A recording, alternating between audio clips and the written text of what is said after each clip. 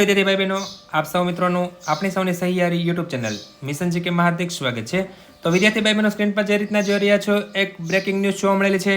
કંડક્ટરની જે વિદ્યાર્થી ભાઈ બહેનો ભરતીના ફોર્મ ભરી રહ્યા છે તેમના માટે એક મહત્વની અપડેટ છે। ઘણા વિદ્યાર્થીઓને મૂંઝવતો પ્રશ્ન છે કે કંડક્ટરનું ફોર્મ લાયસન્સ અને બેઝ વગર ભરી શકાય કે નહીં। તો વિદ્યાર્થી ભાઈ બહેનો, આ વિડીયોની અંદર સચોટ માહિતી આપેલી છે કે કંડક્ટરનું ફોર્મ ભરવા માટે લાયસન્સ અને બેઝ હાલ જરૂરી છે કે નહીં। વિડીયોને શરૂ કરતા વિદ્યાર્થી ભાઈ બહેનો, જો તમે નવા હોય અથવા તો અમારી ચેનલમાં પ્રથમ આ વિડીયો જોઈ રહ્યા હોય તો અમારી ચેનલને સબસ્ક્રાઇબ કરીને બાજુની આવતી બેલ આઇકન પ્રેસ કરશો, જેના કારણે અમારી ચેનલ પર આવનાર કોઈ પણ નવા વિડીયોની અપડેટ સૌથી પહેલા તમને મળતી રહે। કંડક્ટર ભરતી માટે એક મહત્વની જાહેરાત પ્રસિદ્ધ થઈ છે।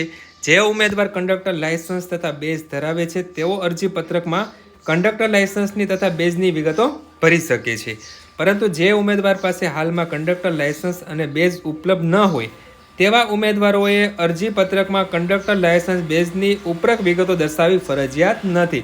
તો જે વિદ્યાર્થી ભાઈ બહેનો પાસે કંડક્ટરનું લાયસન્સ કે બેઝ ન હોય તે વિદ્યાર્થીઓ પણ આ ભરતીની અંદર ફોર્મ ભરી શકશે, પરંતુ ઉમેદવારને કંડક્ટર લાયસન્સ બેઝ અને ફર્સ્ટ એડ સર્ટિફિકેટની જાહેરાત અરજી કરવાની તારીખ પૂર્ણ થયા બાદ પણ મેળવી શકાશે।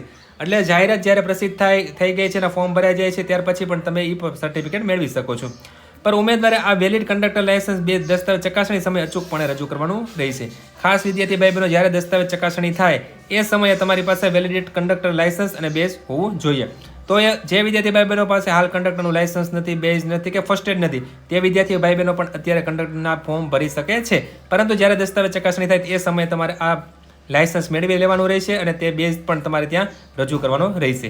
તો જે વિદ્યાર્થી ભાઈ બહેનો મૂંઝવતો પ્રશ્ન હતો તેને આપણે આ વિડીયોની અંદર ચર્ચા કરી। જો વિદ્યાર્થી ભાઈ બહેનો તમને વિડીયો પસંદ આવ્યો હોય તો લાઈક કરજો, તમારા મિત્રોમાં આ વિડીયો શેર કરજો। ધન્યવાદ।